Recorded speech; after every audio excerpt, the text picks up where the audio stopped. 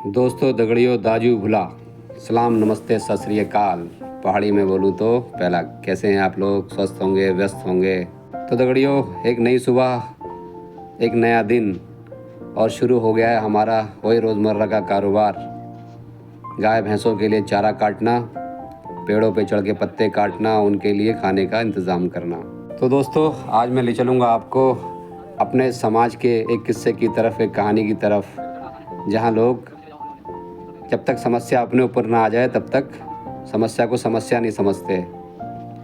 जैसा कि आपने देखा होगा, हम खुद जंगल में जब आग लगी होती है ना, तो कोई इनिशिएट नहीं लेते उसको बुझाने के लिए, जाते ही नहीं हैं। उम्मीद करते हैं कि दूसरा आके बुझा देगा।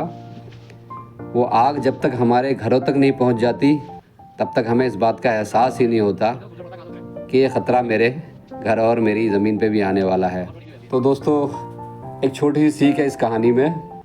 कुछ समय पहले की बात है, एक कसाई के पास ना एक कबूतर, एक मुर्गा, एक बकरा पाला हुआ था उसने। कबूतर का बड़े मज़े से ख्याल रखता था, मुर्गे का बड़े मज़े से ख्याल रखता था और बकरे का भी खूब ख्याल रखता था।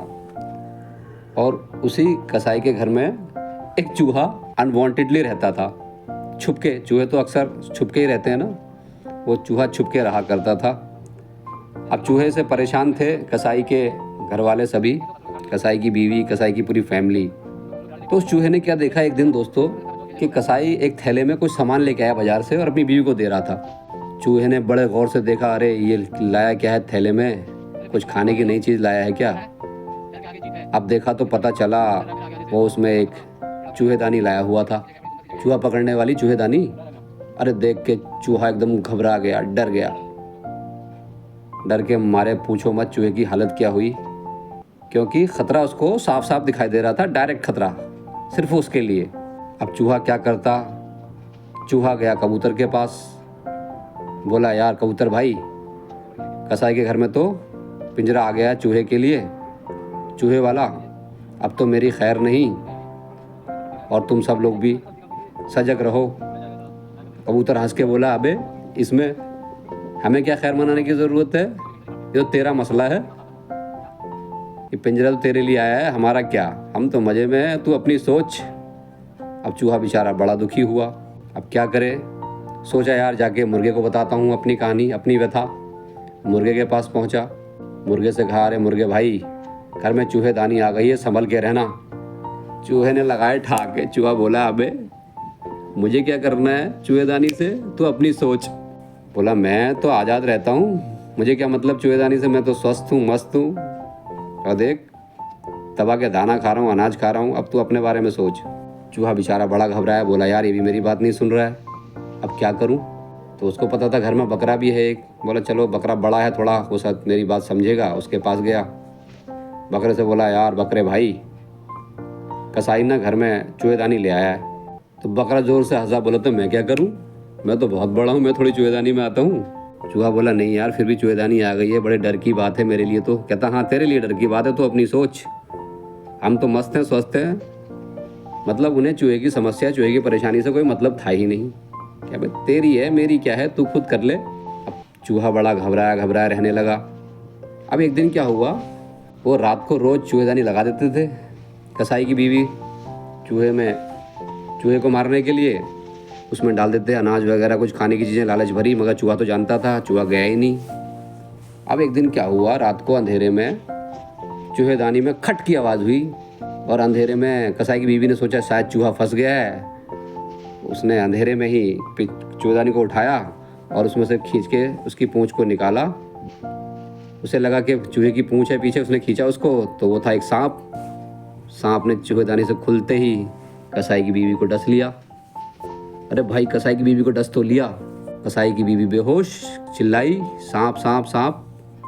अब कसाई ने देखा, कसाई बड़ा परेशान, कसाई उसे लेके भागा भाई हकीम के यहाँ, वैद्य के यहाँ, डॉक्टर के पास। अब जब वहाँ गया तो उसका इलाज शुरू हो गया। तो हकीम ने बोला, भाई देखो ऐसा है, अभी थोड़ा थोड़ा तो इसको हमने इलाज कर दिया इसका थोड़ा थोड़ा, और इसको ना कबूतर का सूप पिलाओ, ये ठीक हो जाएगी।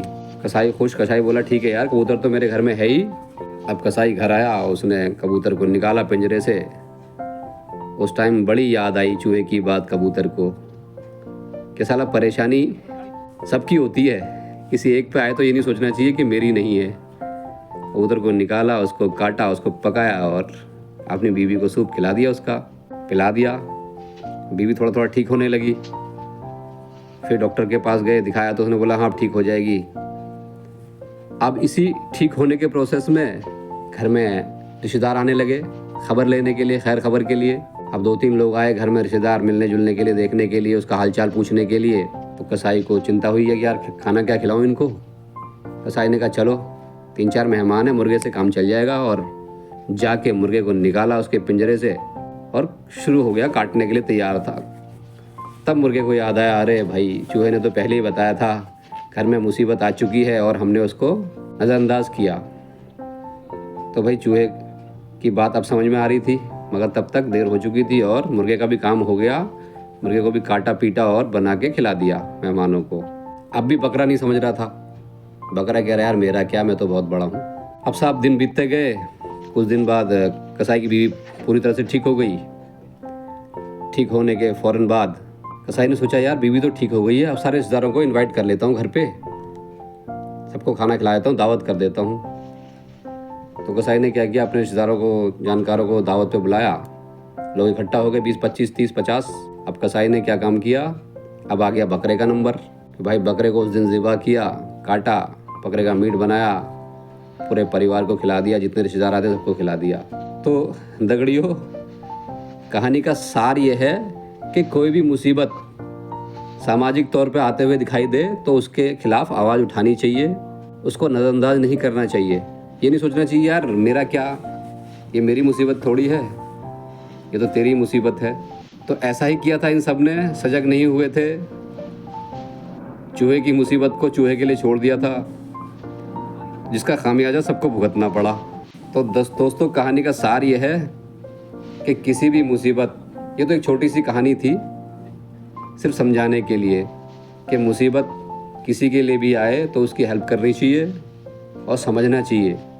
ये नहीं समझना चाहिए कि ये मुसीबत तो इसकी है, मेरा क्या, दूसरे का घर जलेगा तो मेरा मकान भी तो चपेट में आएगा। तो दगड़ियों, ये था चूहे की कहानी का सार। कैसी लगी आपको ज़रूर बताइए कमेंट करके।